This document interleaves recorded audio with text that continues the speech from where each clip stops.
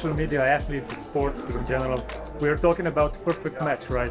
Athletes are interesting influencers with skill set, if we're lucky, with a purpose and cause. But if they can add being authentic and unique in the mix, this is the right? No, I mean 100%. What we see and what we thrive for on TikTok is that everyone can inspire creativity and bring joy. We want athletes and anyone and everyone to be able to share their authentic, true selves. So with athletes, them being able to speak directly to the audience, to people, and be able to connect with fans in different ways is incredibly exciting and just the great way of activating on the platform. We've had numerous examples of athletes doing so on the platform. We launched a campaign, I think it was last year or 2 years ago, with Liverpool player Robertson, who was answering people's questions directly to them. They would ask questions via comment, he would respond to that comment, giving those answers. So really, when you find a way to interact with the audience and give them what they're looking for, and if the athletes want to show their true selves outside of the sport, it's the perfect thing to do so. You have to do it on a right platform, right? Women's Football Club Burnley went live on TikTok. Their games were quite a success. Is it because of the platform? Or was it because the content was different? What was the reason? I mean, our partnership with Burnley Women's is one that's really, really important to me. It's one that I worked on. It's one commitment we made to women's football and women's sport, that we want to drive and help support the women's game. And Burnley Women's are live streaming every home game on TikTok, reaching a new audience. They basically have brought Burnley to the world. You know, people might have known Burnley because they were a Premier League side until last season as well, but now they also know Burnley because of their women's team. So by bringing the audience closer to new opportunities that they would never be able to watch. Previously, you could only watch Burnley Women's if you lived nearby. But by them live streaming those matches on TikTok, on their OTT, it's been able for anyone around the world to consume and watch Burnley Women's, which is why it's been incredibly successful for them in driving the growth of their women's team. What can that do to a club? What is potential customers are now, I don't know, the number has grown. What does that mean to a club? I mean, for Burnley Women specifically, with the viewership they were getting last year on those live streams, they secured a front-of-kit and back-of-kit sponsor until the end of that season.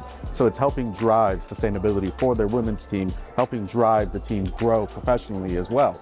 So not only is it reaching new audiences, but the possibility of reaching and tapping into that audience can drive the club to monetize off of that and help drive growth of their team. When talking about different social media platforms, we're talking about different expectations in each. Different people are logged on different platforms. With every club, every brand trying to be active on all those platforms, what's your suggestion to social media creators? What they have to be aware of? How can they be different?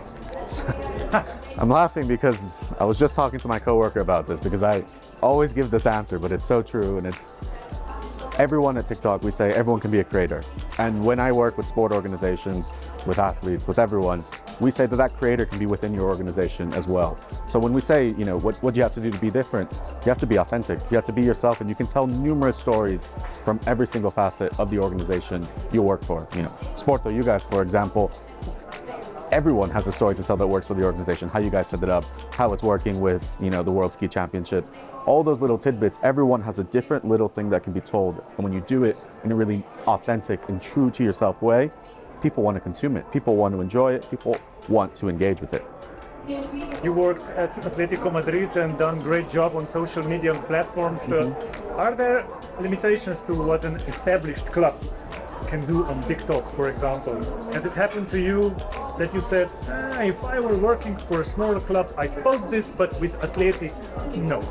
So, I mean, TikTok is for anyone and everyone, and it's always going to be based on the mantra of the club and the limits and what you want to showcase from the club. For Atletico, for example, our main motto is Porque luchan como hermanos. We fight like brothers.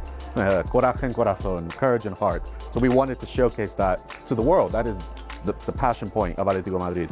So every single club will find a way to communicate that strategy, and every single club can do that on TikTok, depending on what they want to do.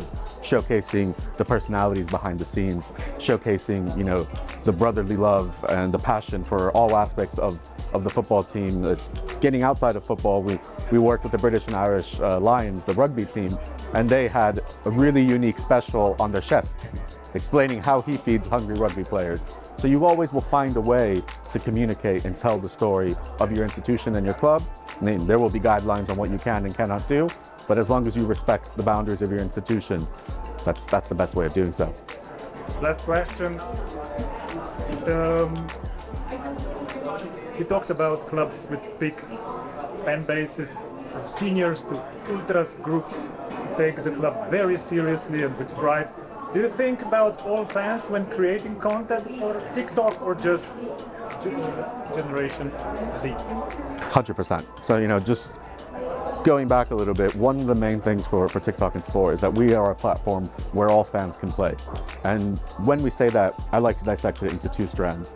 We're all fans, no matter who you are, how you identify, but also no matter what sport you enjoy, what team you follow, what institution you like, we want TikTok to be the home for your fandom. So when a sport organization is communicating on TikTok, you should be thinking of everyone, making sure that your organization is welcoming to them and that content can be consumed for everyone. Obviously, there will be some strands that are more relevant to different types of users, but when you speak to the community, you should be speaking always to everyone.